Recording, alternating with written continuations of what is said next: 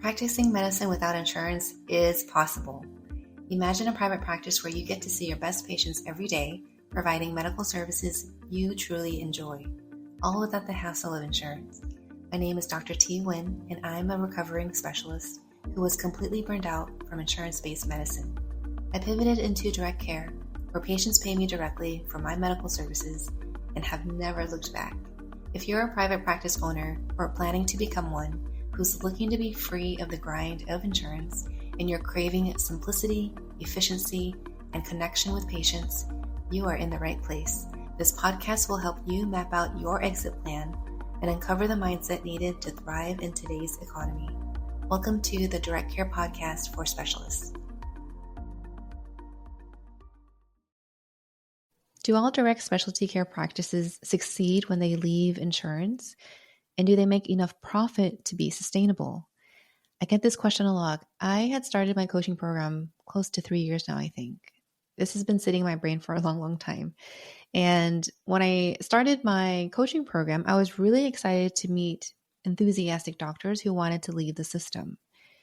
And I also got a chance to meet those who went into my program and decided that direct care wasn't for them.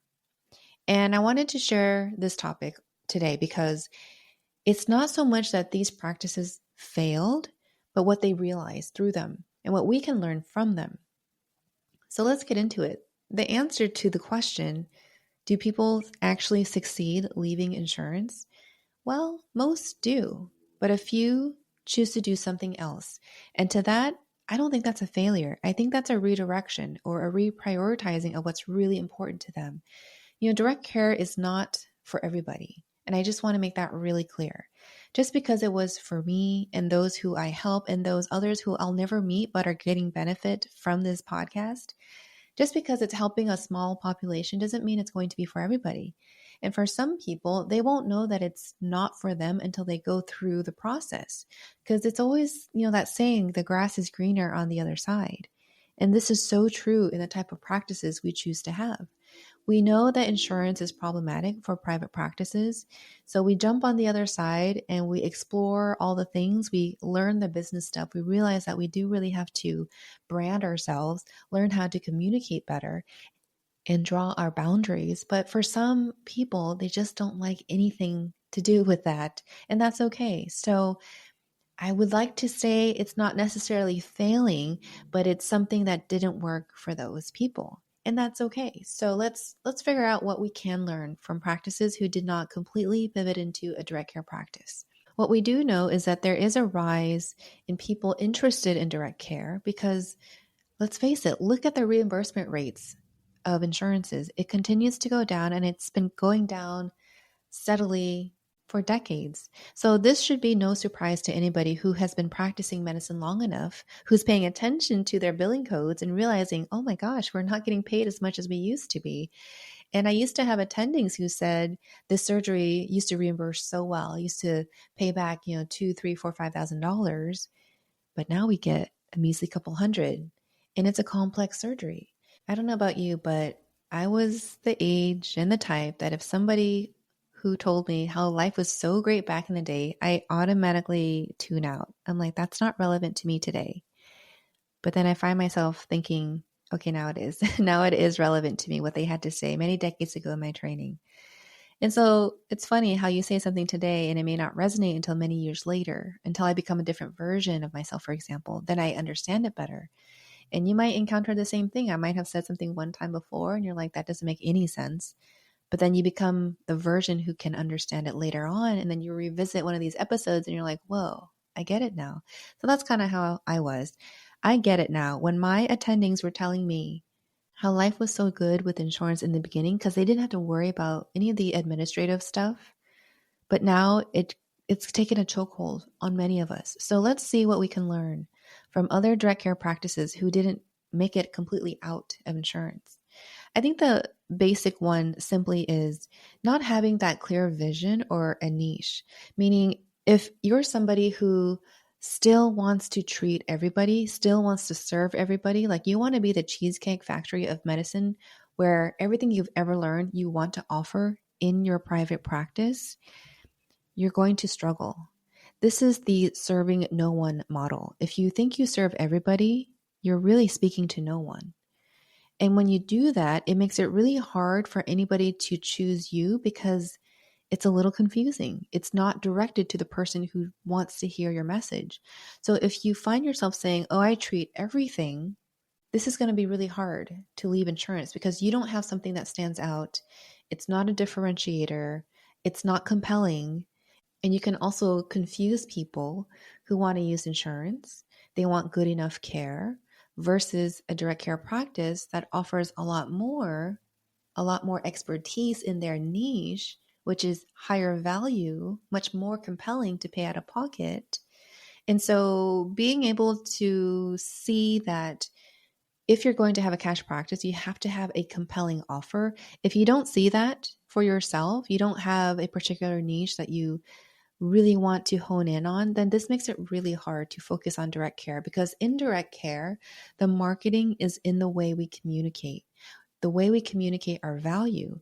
But if we have multiple values, we're not really speaking to anybody. It's kind of like shouting in a room for the AED and nobody gets the AED.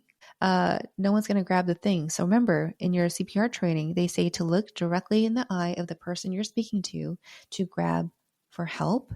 Otherwise, no one's going to respond. So you give somebody the onus, you give somebody the responsibility by being very specific in that message. And you have to do the same thing in your private practice when you're developing content to speak to the right people. You have to be so clear on who you serve and what you do. And it can't be everything for everyone because that speaks to no one.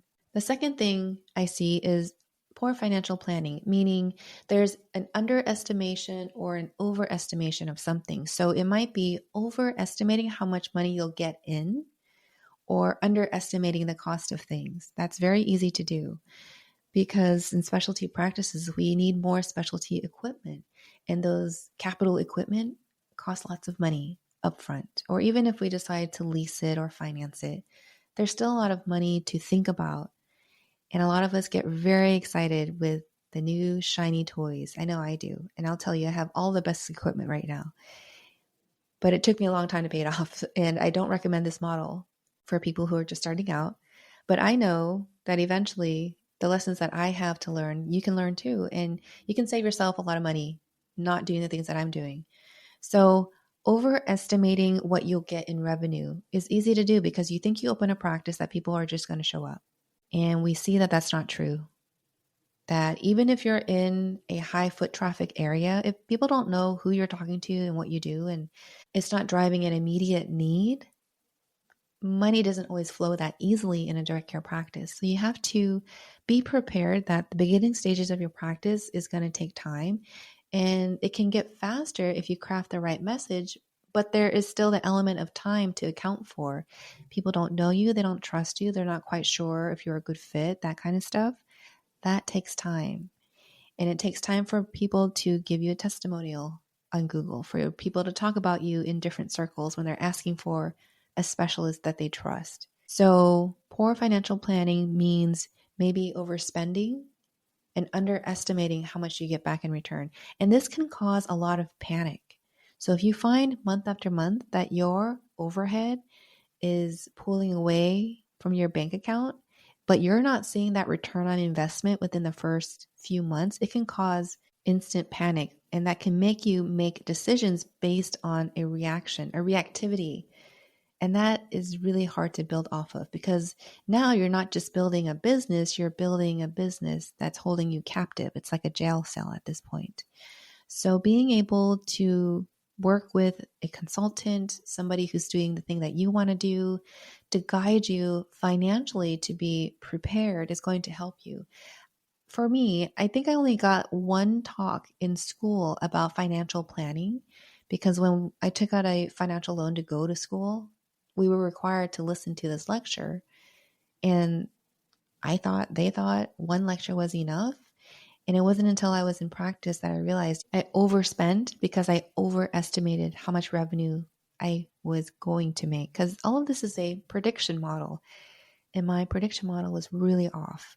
So I spent lots of money in the first few months, found myself in a deep hole, unable to pay my credit card bills. in the first year of my practice, I've never been unable to pay off my credit card debt until I opened my practice with insurance. So with that lesson, realize that it's very expensive to run insurance-based practice, but also if you're a hybrid, you're still going to spend some money accommodating insurance. And then just generally not knowing how the money is going to come in is also pretty painful. So having a clear model to understand where the money is coming from and how the money is leaking out can really help you decide if direct care is going to continue to work for you. And in some instances, it may not work. It may be that you choose to stay as a hybrid, where you take some insurance or one insurance and the rest is cash. And that's okay too. It's whatever works for you. My way is not for everybody, and your way is going to be for you. So keep that in mind. Financial planning is something that I think we know that we can definitely get more education on. The industries outside of medicine, corporate CEOs, people in suits, they all know that doctors don't get this financial education. So guess what? They do take advantage of us. They price hike everything and they give you shiny object syndrome. They give you all the best things and they really butter you up. And then they make us look like a fool at the end of the day because we're like, okay, we spent all this money on this fantastic equipment, but the patients aren't coming in. So poor financial planning, it's something that I had to learn through and something that I've witnessed others experience too, as to why their direct care practices didn't work. And so they chose to opt back into insurance and, hey, you know what? If it works, it works. It's not a fail. It's just learning. You learn that that model perhaps isn't for you, and that's okay. What else have other practices taught us? Marketing. If you have a direct care practice and you think that people will just show up because you offer more time with the patients or you have transparent prices and you think that's enough, it's going to be really hard to get patients in your office because neither of those two things are extremely compelling. They are good values, don't get me wrong. Those are reasons why people do come to see me and other practices, but that's not your anchor point. You have to understand that the way you communicate through your marketing is so important. So I hired a Facebook ad strategist. And sometimes when you hire people, you have to reorient them as to what you do compared to other businesses that they've served. And in that, even though the content was good enough, it wasn't resonating because a lot of the text in the ad was about me as the expert, me as the helper, me as the specialist. And that in itself is not enough. Having a degree does not compel people to come to you. And I knew this looking at my ad and saying immediately, no, this is not the tone I want to go for. Because if I position myself as like the hero, as the savior, as the person that can fix things, it will not resonate with the right type of person. It doesn't connect people emotionally. And this is all a communication skill that I've learned over time that we are missing in our education, because in our education, we learn to self-promote. We learn to talk about our degrees, our accolades, our accomplishments. We value that in our society.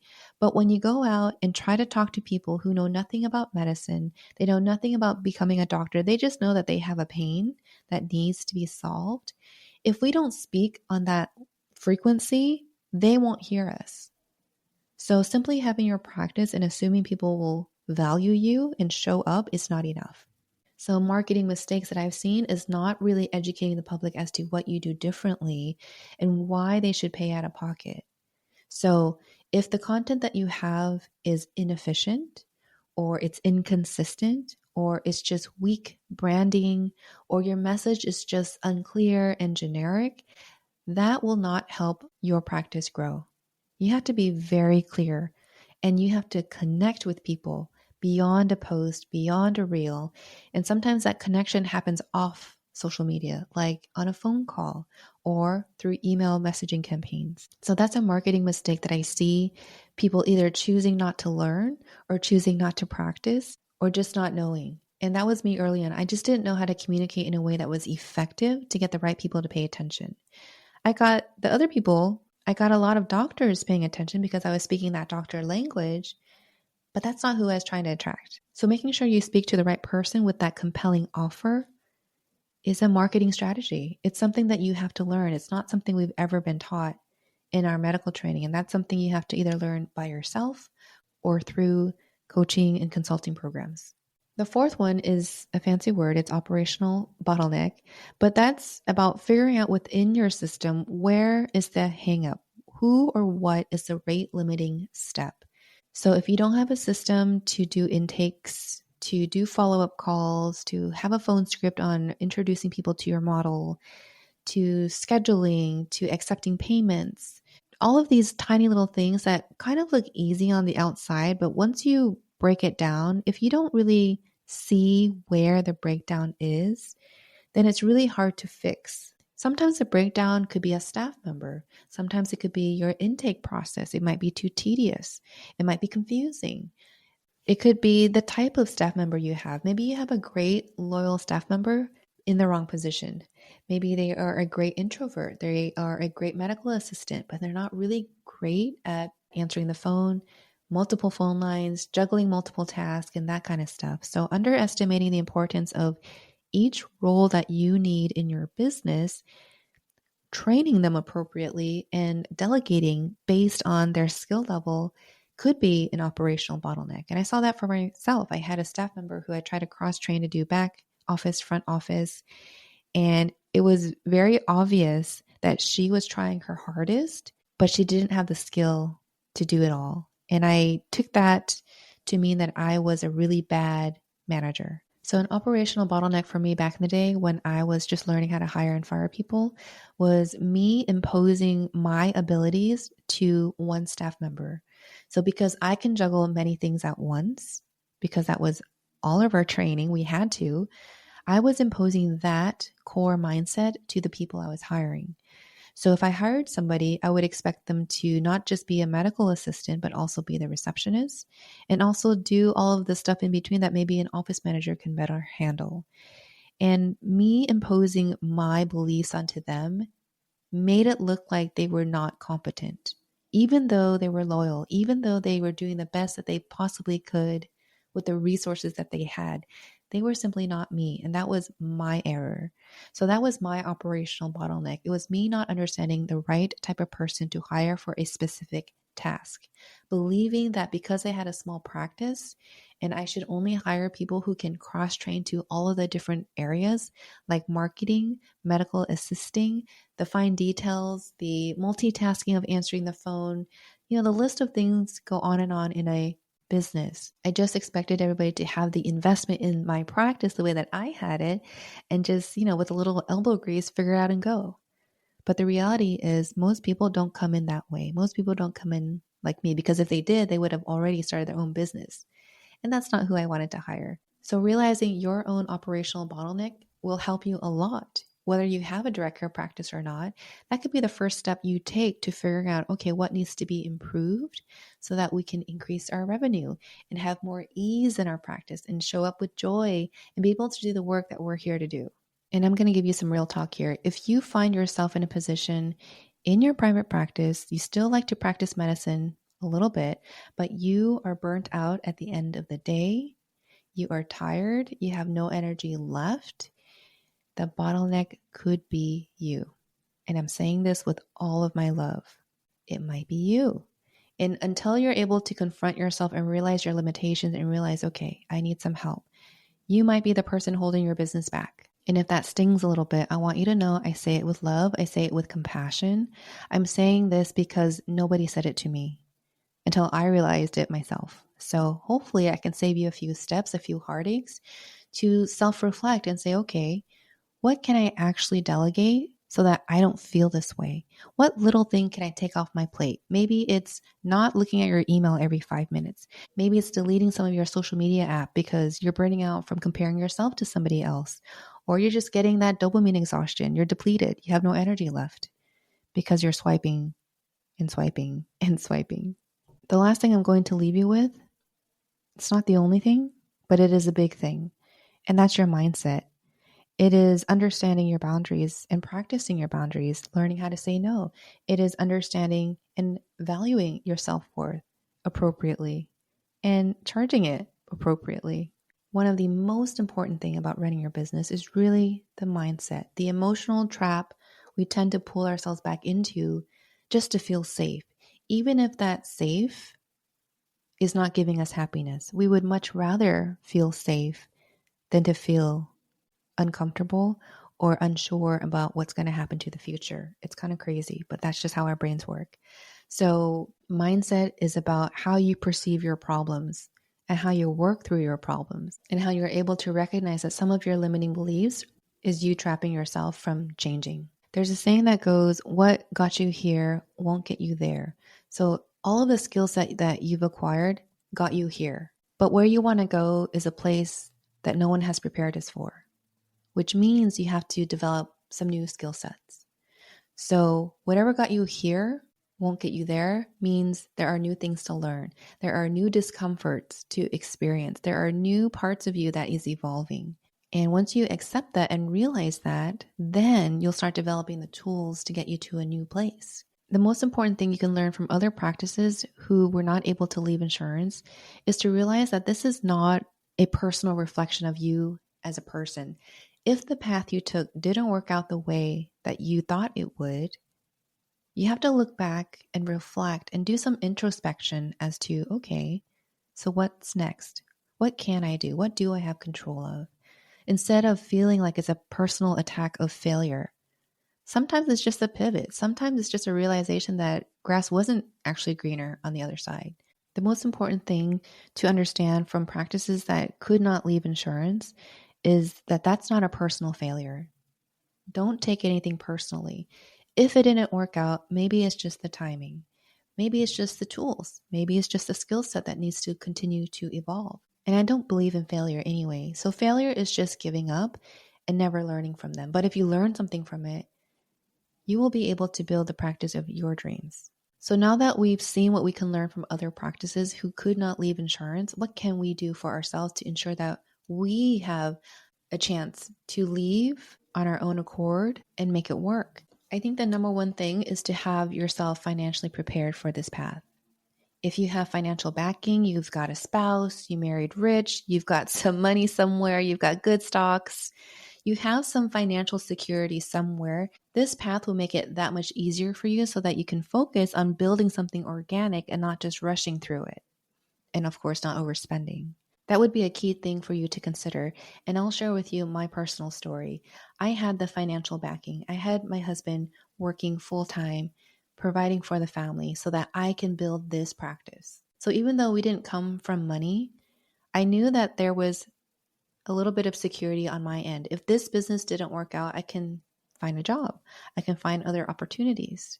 And even though I placed a lot of stress on myself to make this work, me rushing through it made it much worse. So if you wanted to learn from me, if you wanted to spare yourself some anxiety, just realize that I had some support through my spouse. So I had my husband take care of the finances at home, and I took care of my finances.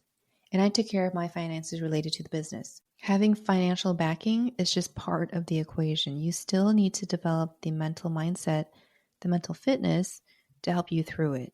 You have the tools to be a great doctor. You don't need another certification. What you do need is to continue to build on your mindset, because it's the mindset that's going to get you through business ownership, especially if you're choosing to have a direct specialty care practice. If you find that you need more support to where you're at, join us on the Facebook side. Just look up Direct Care Society to join. I hope you enjoyed this episode. I'll check in with you next week. Take care. If you enjoyed this episode, please give it a review and share it with a friend so more doctors can learn about direct care. Let's keep the conversation going on LinkedIn so we can help more doctors escape insurance and thrive in private practice. Thanks for listening. I'll talk with you next time. Take care.